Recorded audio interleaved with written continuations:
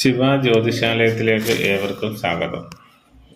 നക്ഷത്രപാദം എങ്ങനെ കണ്ടുപിടിക്കാം എന്നാണ് ഇന്ന് നമ്മൾ പഠിക്കാൻ പോകുന്നത്.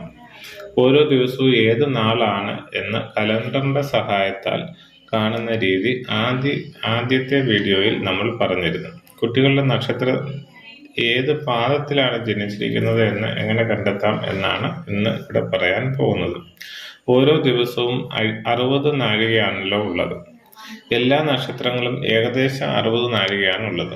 ചിലതിന് ചെറിയ ഏറ്റക്കുറച്ചിലുകൾ വരാം. ചിലത് 55 നാഴിക കാണത്തുള്ളൂ, ചിലത് 65 കാണാം. അങ്ങനെ ചെറിയ ചെറിയ വ്യത്യാസങ്ങൾ കാണും. അതിനെ 4 തുല്യ ഭാഗങ്ങളായി ഭാഗിക്കുമ്പോൾ കിട്ടുന്നത് തന്നെയാണ് 4 പാദങ്ങൾ എന്ന് പറയുന്നത്.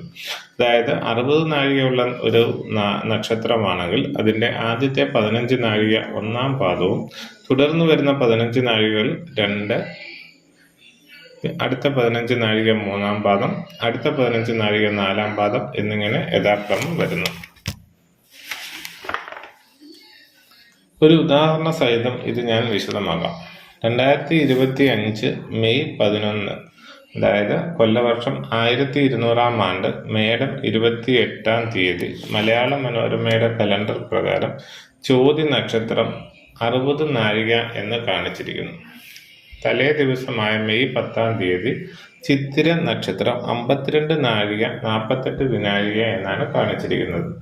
തൊട്ടടുത്ത ദിവസമായ 12-ാം തീയതി ചോതി നക്ഷത്രം 0 നാഴിക 24 വിനാഴിക എന്ന് കാണിച്ചിട്ടുണ്ട്. അപ്പോൾ 52-നെ നമ്മൾ 24 കൊണ്ട് ഗുണിക്കുമ്പോൾ 1248 മിനിറ്റ് കിട്ടും.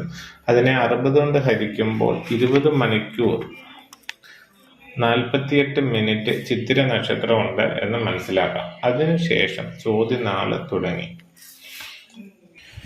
അന്നത്തെ ഉദയം 6-7 ആണെന്ന് വശത്തായി കൊടുത്തിട്ടുണ്ട്. നമുക്ക് കിട്ടിയ 20 മണിക്കൂർ 48 മിനിറ്റ് കൂടി ഉദയത്തിൻ്റെ കൂടെ കൂട്ടുമ്പോൾ വെളുപ്പിന് 2 മണി 55 മിനിറ്റ് വരെ ജനിക്കുന്ന കുട്ടിക്ക് ചിത്തിര നക്ഷത്രമാണെന്ന് നമുക്ക് മനസ്സിലാക്കാം.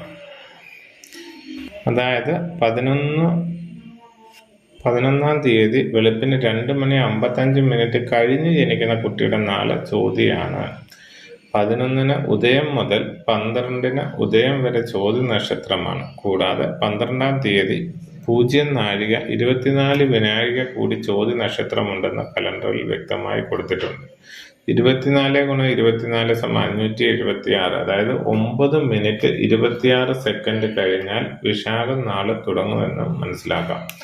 6-7-ന് ഉദയമായതിനാൽ 6-7 9 മിനിറ്റ് 26 സെക്കൻഡും കൂടെ കൂട്ടുമ്പോൾ 6 മണി 16 മിനിറ്റ് 26 സെക്കൻഡ് വരെ ചോതി നക്ഷത്രവും അത് കഴിഞ്ഞ് 12-ാം തീയതി ജനിക്കുന്ന കുട്ടികളുടെ നക്ഷത്രം വിശാഖവുമാണെന്ന് നമുക്ക് മനസ്സിലാക്കാം. കലണ്ടറിൽ ചോതി എന്ന് കണ്ടതുകൊണ്ട് അന്ന് ജനിക്കുന്ന കുട്ടിയുടെ മുഴുവൻ നക്ഷത്രവും ചോതി അല്ല എന്നും രാവിലെ ഉദയം തൊട്ട് 9 മിനിറ്റ് 26 സെക്കൻഡ് വരെ ജനിക്കുന്ന കുട്ടിക്ക് മാത്രമേ ചോതി നക്ഷത്രമുള്ളൂ എന്നും വ്യക്തമായി ഇതിലൂടെ നിങ്ങൾക്ക് മനസ്സിലാക്കാനായി സാധിക്കും.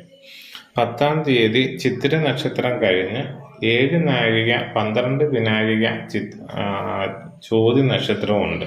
അതുപോലെ 11-ാം തീയതി 60 നാഴിക ചോതി നക്ഷത്രമുണ്ട്. 12-ാം തീയതി 24 വിനാഴിക കൂടി ചോതി നക്ഷത്രമുണ്ട്. ഇത് 3 കൂടി കൂട്ടുമ്പോൾ 67 നാഴിക 36 വിനാഴിക ചോതി നക്ഷത്രമുണ്ടെന്ന് മനസ്സിലാക്കാം.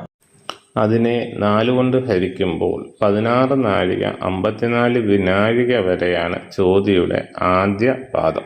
അതായത് അതിനെ നമ്മൾ മണിക്കൂർ മിനിറ്റിലോട്ട് മാറ്റുമ്പോൾ 6 മണിക്കൂർ 45 മിനിറ്റ് സമയം ചോതി നക്ഷത്രമുണ്ട്.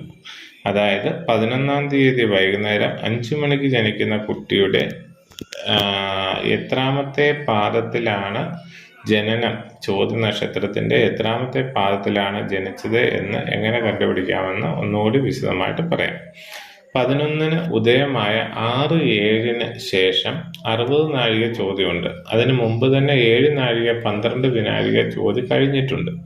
ഉദയത്തിന് ശേഷം 9 നാഴിക 42 വിനാഴിക കൂടി ചോദ്യയുടെ ആദ്യ പാദമാണ്. അതായത് 9 × 24 + 42 × 24 216 മിനിറ്റ് 1008 സെക്കൻഡ്.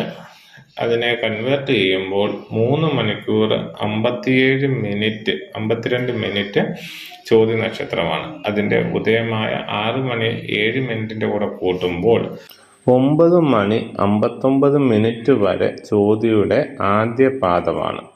അതിൻ്റെ കൂടെ 6 മണിക്കൂർ 45 മിനിറ്റ് കൂട്ടുമ്പോൾ 4 മണി 34 മിനിറ്റ് വരെ രണ്ടാം പാദവും വീണ്ടും 6 മണിക്കൂർ 45 മിനിറ്റ് കൂട്ടുമ്പോൾ 11 മണി രാത്രി 11 മണി 19 മിനിറ്റ് വരെ മൂന്നാം പാദവും അതിനുശേഷം ജനിക്കുന്ന കുട്ടിയുടെ നക്ഷത്രം ചോതി 4-ാം പാദവുമാണെന്ന് മനസ്സിലാക്കാം.